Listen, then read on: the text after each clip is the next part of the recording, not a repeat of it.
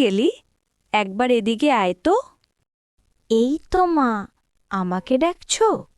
হ্যাঁ মা, গরুটাকে খেতে না দিয়ে রান্নাঘরে চলে এসেছি। যা, একটু গোয়ালে গিয়ে খাবার দিয়ে আয়। উফ মা, তুমি ডাকলেই কাজ গাও।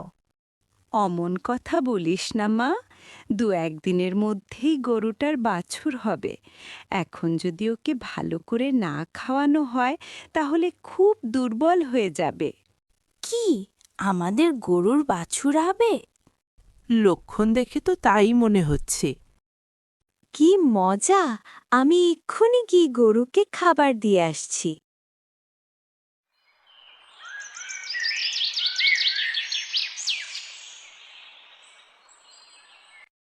এই যে করিম ভাই, আজ তো তোমাকে ধরে ফেললাম।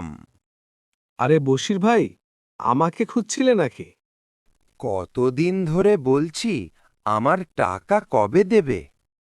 ভাই, আর 1 সপ্তাহ সময় দাও। দরকার হলে গরুটাকে বেচে তোমার টাকা শোধ করে দেব।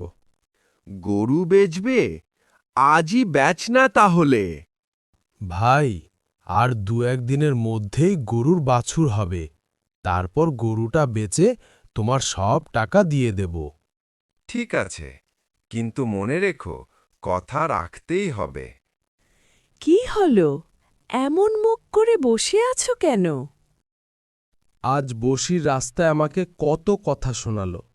বৃষ্টিতে সব ফসল নষ্ট, ঋণ শোধের কোনো উপায় নেই। আল্লাহ ভরসা, গরুটা তো আছে। জানি, কিন্তু সংসারটা চলবে কি করে সেটাই ভাবছি। আমি বোধহয় আর বাঁচব না, কিন্তু আমার মালিকেরা আমাকে খুব ভালোবাসে। মা, তুমি আমাকে ছেড়ে যেও না। আমি চলে যাচ্ছি, তুই ওদের খেয়াল রাখিস। সৃষ্টিকর্তা, তুমি ওদের অভাব দূর করো।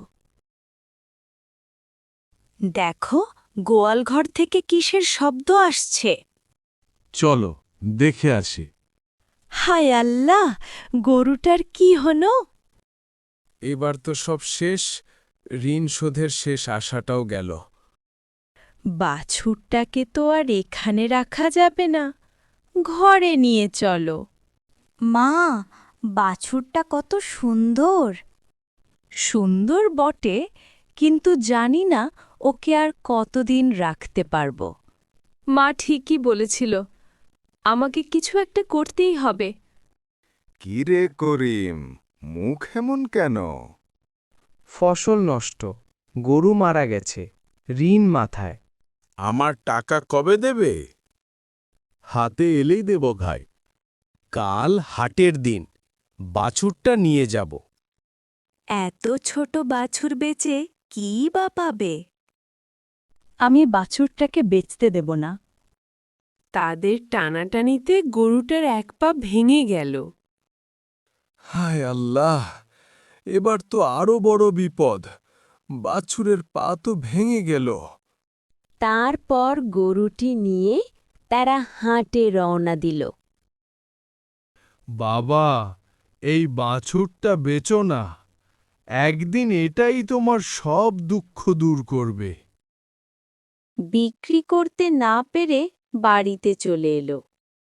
আল্লাহ নিশ্চয়ই একটা পথ দেখাবেন।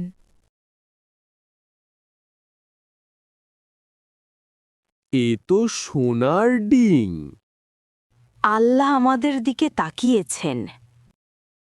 এই নাও ভাই, তোমার টাকা। নিশ্চয়ই কোনো রহস্য আছে। ও এত টাকা কিভাবে পেল? ওর গরুটা চুরি করতে হবে। আমি লোভ করেছিলাম, আমাকে ক্ষমা করো।